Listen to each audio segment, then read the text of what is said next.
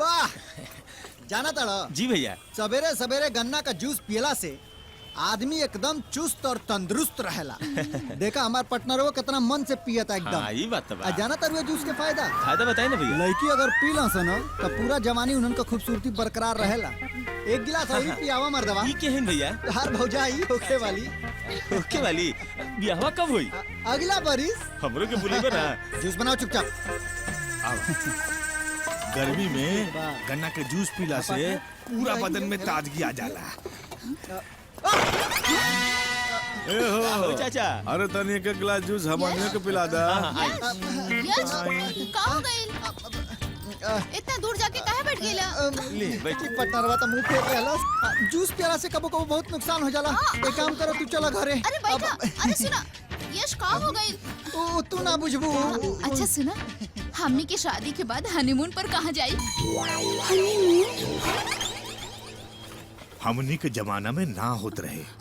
शादी के बाद हनीमून कहाँ मना ली? घर मना लिहल जाई। अरे इधर मुँह करो ना। अच्छा सुना ना, हमरा ठंडा जगह पसंद बा। हमनी के ना मनाली चलल जाए, है ना? हाँ ठीक बा। अब का बोली? कुछ बोले चल नहीं अब। पैसा बा? अरे हमनी के जूस के पैसा ई दुल्हे आ जाती है। अरे ब्याह के खुशी में दो गिलास गन्ना के जूस ना पिया सके पिया सके नहीं, हम दे दे मर्दवा तेरा के हम दे दे। अरे अरे अरे, जानना पहचान मैं तेरा मेहमान। तोहनी के जूस के पैसा ई का दी है? सुना ना दिव्या, हम पैसा दे सके नहीं। वो का बना कि बड़ बुजुर्ग के जूस पिया दिला से ना पुण्य मिलेला। पुण्य ना होखेला। अच्छा से जाना तनी बुढ़ऊ लगन के सुबह सुबह चल दिया चूना लगावे। हम चूना लगावत है ना। के कहता हम पैसा दे दो, समझल करो ना तू बात के। सुना, तो हर चीज पर हमार हक बा, ठीक बा? हाँ पैसा दे दिया बचवा। अरे बड़ा अजीब आदमी बड़े। वो तो के चूना लगा के चल गई, तू खड़ा बड़ा। ये का मुंह छुपावता? ओहो, हमार पार्टनर ऐसे मुंह छुपावता ना कि वो बुझ गई। का बुझ गई? उहे जोन तू नहीं खूब बुझत। का नहीं के बुझत? उहे जोन हम तोरा के बुझावल चाहता नहीं। अरे का बुझावल चाहत रहा? ये कि जकरा से झगड़ा करत रहलू हमार बाबूजी रहले हैं। हाँ बाबूजी।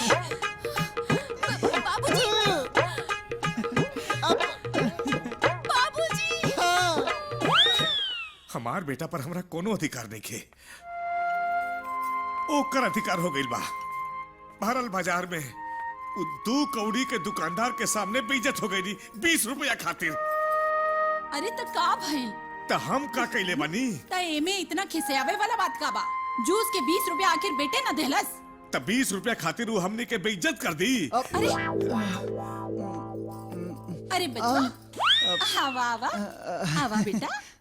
माई, बाबूजी बैठा। बैठ जाई माई हम। हाँ बैठा।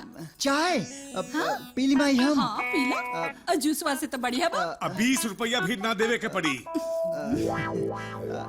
बच्चा, ओ लड़की तोहरा साथे के रहे?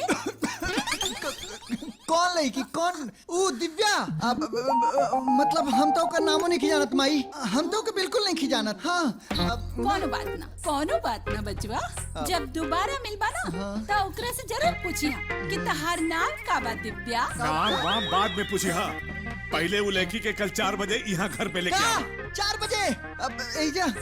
हाँ यही जगह पे पक्का 4 बजे। 4 बजे माई। अच्छा हम जाई माई। अच्छा हम जाता नहीं। अच्छा जाई ना। बात बनावे के अच्छा तरीका वो इनकरा सामने। इमे गुस्सा करे वाला का बात है जी? ली चाय पी ले। बाकी तू अपन बेटा के समझा दिया।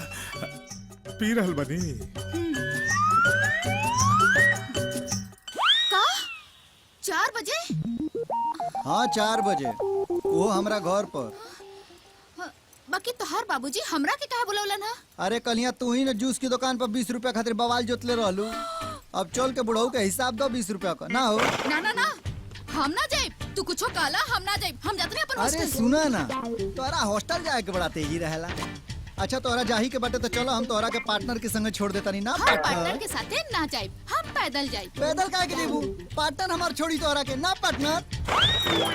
हाँ देखा हाँ बोला था। आवा चलो उठा आओ।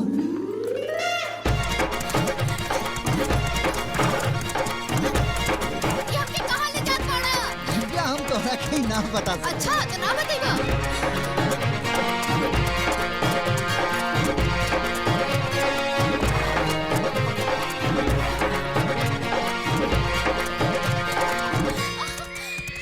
बस पार्टनर बस बस बस। ये कहाँ ले आ गईला? जा खुदे देख लो। उतरो।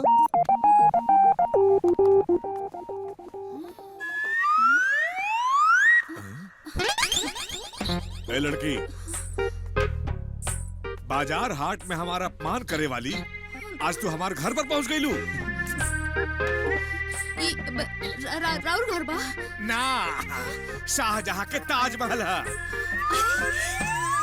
अरे बिटिया तू यहाँ ई काजी घरे आए लक्ष्मी से ऐसे बात करल जाला? बुझाला ना कुछ? अखंड रहा बिटिया, जुग जुग जिया बिटिया। ई का सावित्री, हमारा अपमान करे वाली हमारे दुश्मन के तू आशीर्वाद देत बाड़ू।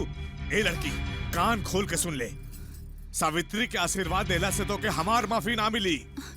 अब तो कैसे मिली बाबूजी? तो के हमरो गोड़ छू के आशीर्वाद लेवे के पड़ी।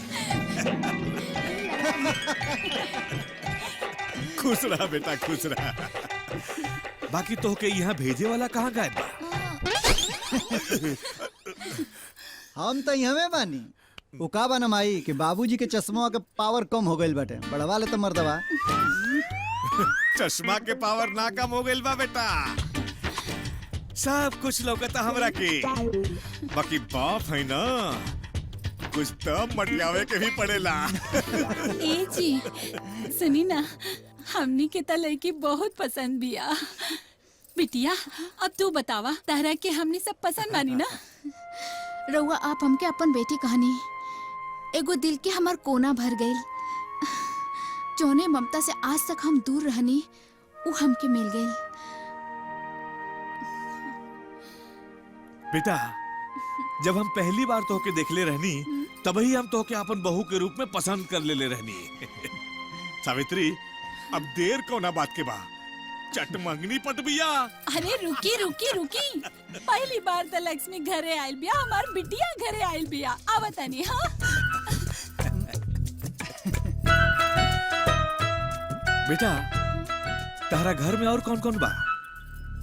वो अच्छा तू जाए दा, एकरा से सब कुछ पूछ ले। अब माई आ गई।